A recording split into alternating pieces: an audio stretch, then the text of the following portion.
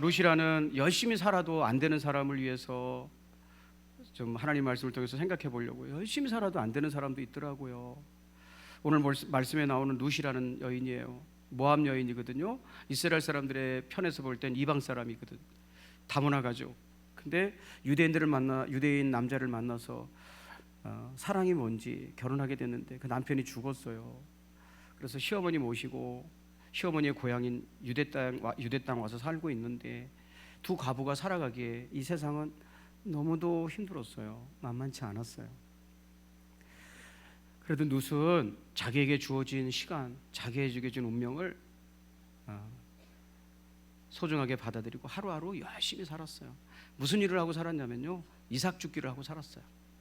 이삭 줍기는요, 이삭을 줍는다는 건 이스라엘 사회에서 가장 낮은 사람들이 하는 일이고요, 가난한 자들을 위한 최후의 보루였어요. 생명줄이었어요.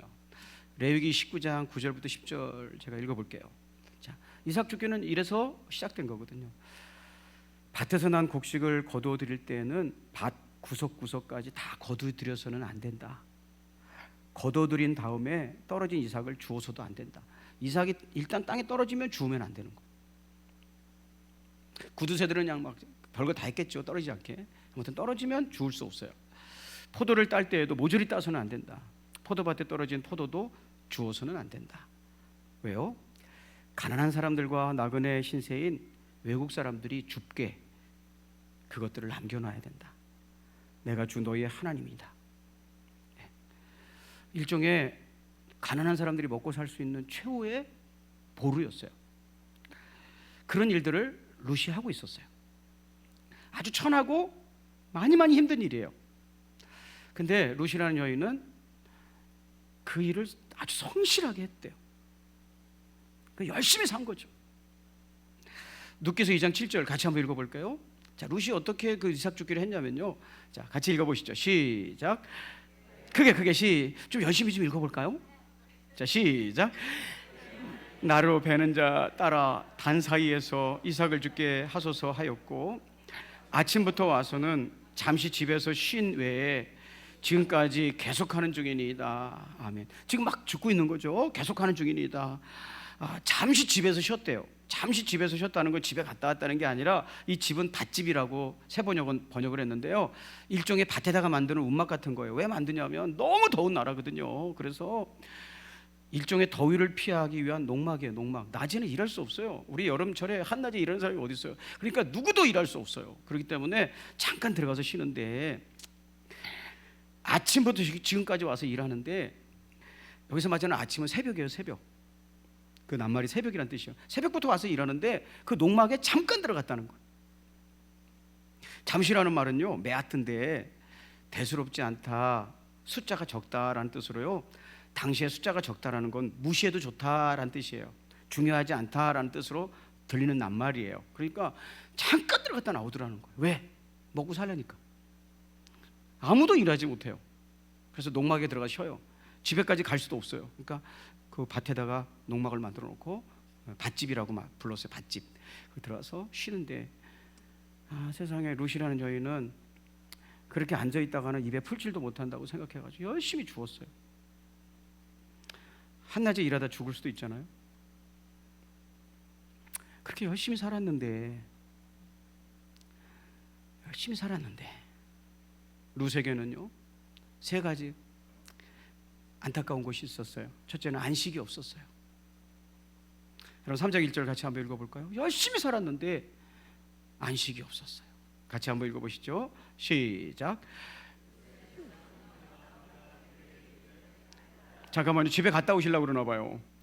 열심히 읽어볼까요? 같이 시작. 룻의 시어머니가 나오미가 그에게 이르되 내 딸아, 내가 너를 위하여 안식할 곳을 구하여 너를 복되게 하여야 하지 않겠느냐 그랬어요. 자기는 나이를 먹어서 나가서 일하지 못하는데 며느리가 자기를 먹이려고 너무 열심히 일한다는 걸 보고 미안했어요. 그래서 안식할 곳을 구하여 그랬어요. 안식할 곳이라는 건 지금의 룻의 삶이 쉼이 없고 고단하다는 뜻 아니겠어요? 여러분, 안식이라는 것은요, 마노아흐라는 말로 쓰였는데 이건 뭐냐면 쉰다는 거예요. 쉰다는 거. 영적으로 정신적으로 쉬는 거예요. 시편 23편 2절에 이런 낱말이 똑같이 나오는데요. 그가 나를 푸른 풀밭에 누이시며 쉴만한 물가로. 여러분, 주님이 인도하시면 쉴만한 거죠. 그 영혼이 쉴만한 건데 쉴만한 물가로 인도하시는도다 그랬어요. 그러면서 뭐라 그래요? 내가 너에게 안식하게 해서 복되게 하여야 하지 않겠느냐 그랬어요. 여러분, 안식이 없는 삶은 복받지 못한 삶이란 뜻이에요. 진정한 복은요, 안식에서 시작되는 거예요. 하나님은요, 그 창조하시던 일을 마치시고 안식하셨대요. 하나님이 일하시고 안식하신 것이 창조의 완성이었어요. 창세기 2장 2절부터 3절. 하나님이 그가 하시던 일을 일곱째 날에 마치시니 그가 하시던 모든 일을 그치고 일곱째 날에 안식하시니라. 하나님이 그 일곱째 날을 복되게 하사 일을 마치고 쉬는 게 복이에요. 거룩하게 하셨으니 이는 하나님이 그 창조하시며 만드시던 모든 일을 마치시고 그날에 안식하셨음이니라. 여러분이 받은 축복은 안식에서, 우리는 하나님 나라 가서도 안식하게 될 줄로 믿습니다. 안식으로 하나님이 주신 복이 완성되는 거거든요. 사랑하는 성도들에게도 영적, 육체적, 정신적 쉼이 있기를 진심으로 축복합니다. 아멘도 못할 만큼 바빠요, 우리 성도님들이. 현대인들의 특징이요, 루처럼 살고 있다는 거예요. 루처럼. 뭐가 그렇게 급한지. 뭐 찬양 예배는 드릴 시간도 없어요. 현대인들의 특징은 뭐냐면 룻과 같이 안식이 없는 거예요. 쉼이 없는 거예요. 여러분, 예배가 있잖아요. 1시간 조금 늦어지면요, 시계를 보는 사람들이 있어요. 뭐 주일날 바빠서 못 오는 사람들도 많고 1시간만 지나면 시계를 봐요. 바쁘다 이거죠. 맨날 쫓기고 살아요. 그런 것이 바로 안식이 없는 삶이에요. 현대인들을 위한 새로운 낱말이 생겼는데 2008년에 생긴 신조어예요. 타임 푸어라는 말이에요. 시간 거지란 뜻이에요. 시간 빈민이라고도 번역하고, 시간 노예라고도 번역하고, 시간 거지라고도 번역해요. 현대인들은요, 시간 거지예요. 늘 시간이 없대. 시간이 없으니까 안식이 없죠. 여러분, 안식이 없는 것은 복받은 인생이 아니라고 지금 설명드렸잖아요. 자, 현대인들이 얼마나 바쁘게 사는지 볼까요? 자, 두 번째 사진 보면 직장인들의 타임 푸어. 얼마나 시간이 없다, 시간 없어 그러고 사냐면 여성 직장인의 경우 71%가 나는 시간이 없어요 그랬대요. 그러니까 대부분 시간이 없다고 그러는 거예요. 결코 축복된 삶은 아니에요. 우리 옛날에 그렇게 어렵게 살았어도 있잖아요. 설날 되면 보름씩 놀았어요. 윷놀이도 하고 세배도 다니고. 여러분, 하루 이틀도 시간 없대요. 무엇을 위해서 그렇게 바쁜지 모르겠어요. 남성 직장인의 경우는 저렇고 미혼 직장인의 경우는 조금 낮고 평균 70.9%예요. 그 다음 사진 보면요, 그러면 시간이 부족하고 늘 쫓기고 바빠서 뭘 못하세요? 포기하게 되는 게 뭐예요? 라고 물었을 때 건강관리라는 거예요. 내 건강이 어떻게 되는지도 신경도 못 쓰고 살고 46%의 사람들은, 거의 반에 가깝죠, 대인관계가 문제가 있다는 거예요. 그래요. 그리고 주일날 제가 앞에서 인사하잖아요. 그러면 5초도 안 돼서 집에 가서 앉아있어. 인사도 안 하고 가. 인사도 안 하고. 뭐가 그렇게 쫓기는지. 앉아서 안녕하세요, 어떻게 지내셨어요? 라고 물어보고 싶은데 오랜만에 오신 권사님하고 만나서 어떻게 오셨어요? 잘 지내셨어요? 하면 그분 집에 가서 앉아있다니까요. 얼마나 바쁜지. 관계를 맺을 수가 없어요. 곁을 안 줘요, 바쁘다고. 눈 맞추고 인사할 시간도 안 줘요. 여러분, 이게 무슨 삶이라? 복받아야 될 삶이라는 거예요. 여러분의 축복은 안식으로 완성된다는 걸 기억하면서 안식이 있기를 주의 이름으로 축복합니다. 며느리가 날마다 그렇게 사는 걸 보면서 안타까웠어요. 룻이 그렇게 살았다는 거예요. 내 며느리 너무 불쌍하다. 열심히 사는 여러분에게 안식이 있기를 주의 이름으로 축복합니다. 두 번째, 그런데 날마다 그렇게 사는데 희망이 없었어요. 나아질 기미가 없었다는 거예요. 쳇바퀴 돌듯이. 누께서 3장 4절 한번 읽어볼까요? 성도 여러분, 3장 4절 시작. 그가 누울 때에 너는 그가 눕는 곳을 알았다가 들어가서 그의 발치 이불을 들고 거기 누우라. 그가 내 할 일을 내게 알게 하리라 하니, 이게 시어머니가 이 고단함의 굴레를 벗어나기 위해서 며느리에게 해주는 말이에요. 조언이에요, 조언. 이렇게 해보겠니? 하는 거예요. 근데 그게 뭐냐면, 네가 그 사람 발치에 가서 눕고 그 사람이 너를 발견하거든 그 사람이 다 알아서 할 것이다 그랬어요. 그 사람이 다 알아서 할 것이다. 그러니까 이 일이 잘 되고 못 되고는 누구에게 달려 있는 거예요? 나에게 달려 있는 거예요? 그 사람에게 달려 있는 거예요? 그 사람이 알아서 할 거라는 거예요. 넌 이렇게만 하면 된다는 거예요. 그러니까 내가 이 굴레에서 벗어나기 위해서는 어떤 행동을 했는데 그 결정은 상대방, 이제 나중에 보아스죠. 보아스가 가지고 있다는 거예요. 우리는 아무리 해도 안 돼. 그 사람이 해야 돼. 어떻게 하든지. 이건 뭐예요? 이런 걸 희망이 없다고 그래요. 아무리 노력해도 안 되는 거예요. 아무리 바쁘게 살아도 안 되는 거예요. 늘 시간이 없어서 발발발발 떠는데 방법을 모르겠는 거예요. 여러분, 그런데 그들이 앞날을 보아스라는 사람의 처분에게 맡기고 갔는데 만약에 보아스가 왜 내가 너한테 그런 걸 해줘야 돼? 노! 했다면 방법이 없는 거예요. 기껏 생각해낸 방법이 그건데 없는 거예요. 희망이 없는 거죠. 답답하고 마음 아픈 삶이죠. 룻이 그렇게 살고 있었대요. 세 번째는요, 룻은요 부끄러운 일을 하게 되었어요. 너무너무 살기 힘들어서 그들이 생각해낸 방법이라는 것이 참 부끄러운 일이었어요.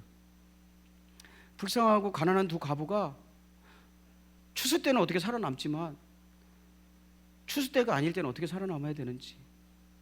그래서 시어머니가 며느리에게 코치한 내용이 3장 4절인데 다시 한번 읽어볼까요? 이 행동이 어떤 의미인지. 자, 같이 한번 읽어보시죠. 시작. 그가 누울 때에 너는 그가 눕는 곳을 알았다가 들어가서 그의 발치 이불을 들고 거기 누워라. 그가 내 할 일을 내게 알게 하리라 하니. 여러분, 이 룻이 하는 행동의 의미는 뭐냐면 룻기 3장 8절, 밤중에 그가, 보아스라는 사람이에요. 발치에 누웠던 그 남자. 밤중에 그가 놀라 몸을 돌이켜 본즉 한 여인이 자기 발치에 누웠는지라. 오늘 본문에 나오잖아요. 놀랐다는 말은 하라던데요, 공포로 인하여 깜짝 놀라는 거예요. 전율하는 거예요. 세 번역은 깜짝 놀라면서 라고 번역을 했어요. 여러분, 사람은 왜 놀랄까요? 왜 놀랄까요? 네. 내가 예측하지 못한 일이 일어났다는 거죠. 내가 예측한 범위 안에서 어떤 일이 일어나면 놀라지 않죠. 근데 여기는 사람이 없을 거야 하고 이렇게 골목길을 걸어오는데 하고 나도 하고 놀라는 거예요. 네. 왜? 뜻밖의 내가 생각하지 못한 일이 일어난 거잖아요. 보아스는요 거기에 여자가 누워있으리라고는 상상할 수 없는 일이거든요. 그래서 놀란 거예요. 꿈에도 거기 사람이 있으리라고는. 그런데 왜 거기에 사람이 있으리라고 상상하지 못하냐면, 여자가 남자 혼자 자는데 거기 어떻게 와요? 많이 부끄러운 일이에요. 그래서 그런 일을 하는 사람은 없어. 그러니까 놀란 거거든요. 여러분, 이것이 여성으로서 얼마나 부끄러운 일이냐면요, 여성으로서 얼마나 부끄러운 일을 한 거냐면, 3장 11절 같이 한번 읽어볼까요? 자, 같이 한번 읽어보시죠. 시작. 그러나 이제 내 딸아 두려워하지 말라. 내가 내 말대로 내게 다 행하리라. 내가 현숙한 여자인 줄을 나의 성읍 백성이 다 아느니라. 여러분, 왜 두려워하지 말라고 그랬을까요? 발발발발 떨고 있는 거죠. 떳떳지 못한 일을 하니까 수치감과 모멸감 때문에 발발발 떠는 거죠.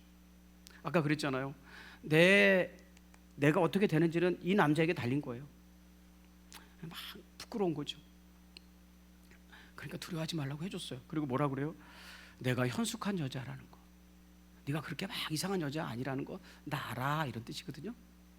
그러니까 지금 룻이라는 여인이 했던 행동이 남자들에게는 어떻게 비친다는 거예요? 이상한 여자, 해픈 여자, 뭐 이런 여자가 다 있어? 이런 행동을 했다는 거예요. 그러니까 걱정하지 마. 나 그런 여자로 안 봐. 너 그런 여자 아니야. 이렇게 달래는 거거든요. 그러니까 너무너무 부끄러운 일을 한 거예요.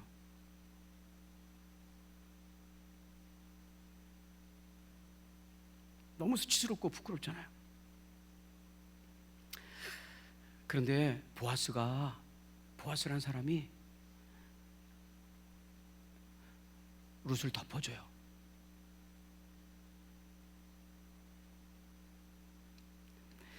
여러분, 이런 부끄러운 일밖에는 그의 절망을 해결할 길이 없었던 거예요. 여러분, 룻기 3장 9절 한번 읽어볼래요? 같이 읽어보실까요? 자, 시작. 이르되 내가 누구냐 하니 대답하되 나는 당신의 여종 루시오니 당신의 옷자락을 펴 당신의 여정을 덮어주소서.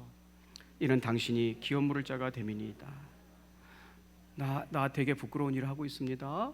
우리는 살 길이 막막합니다. 나는 왜 이런 일을 해야 되는지 모르겠습니다. 당신의 옷자락을 펴서 덮어주세요. 나의 절망을 덮어달라는 거죠. 나의 부끄러움을 덮어달라는 거죠. 여자로서 이런 일도 해야 되는 나를 벗겨달라, 그런 거예요. 여러분, 보아스가 덮어주면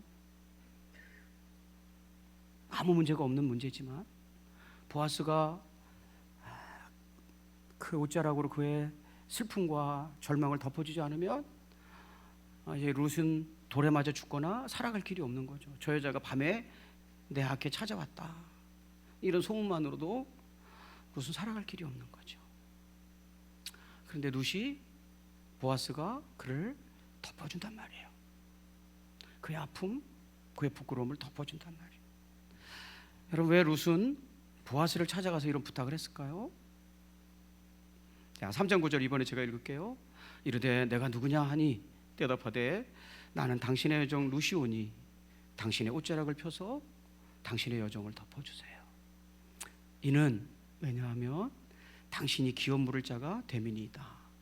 당신이 바로 나의 기업 물러주실 분. 여러분, 기업 물은다는 건 고엘인데요, 구속자란 뜻이에요. 이런 거예요. 내 형제가 혹은 내 친척이 큰 어려움에 처했어요. 그걸 꺼내줘야 되잖아요. 도와줘야 되잖아요. 그렇게 도와주는 사람이 고엘이에요. 고엘. 그러니까 내가 여기 와서 왜 이런 일을 한 줄 아세요? 당신 나의 유일한 구원자예요 라고 그러니까 나 좀 덮어주세요 라고 했다는 거예요. 여러분, 우리는 문제가 아닌데도 문제를 만드는 세상에 살아가잖아요. 그런데 큰 문제로 발전할 수 있는 사건인데도 불구하고 보아스가 그의 옷자락을 펴서 그 여인을 덮어주었어요. 우리는요, 우리의 죄악 때문에 이 세상을 부끄럽게 살아가고 있어요. 어떤 사람은 부끄러운지도 모르고 그런 짓을 하고 살고 있어요. 누가 여러분을 덮어줄 것인가? 누가 여러분의 구원자이신가? 예수 그리스도시죠. 우리의 삶에 부끄러운 것 예수님이 덮으시죠. 그래서 저는 여러분, 말씀을 대신해서 여러분하고 주의 도를 버리고 이 찬양을 부르고 기도했으면 좋겠어요. 여러분, 우리 삶이 죄로 인하여 얼그러지고 희망이 없지만 예수님의 보혈이 우리를 용납하시고 덮어주시면 문제가 없는 거예요. 우리의 삶을 덮어주세요라고 우리 주의 도를 버리고 1절 고백하고 기도할까요?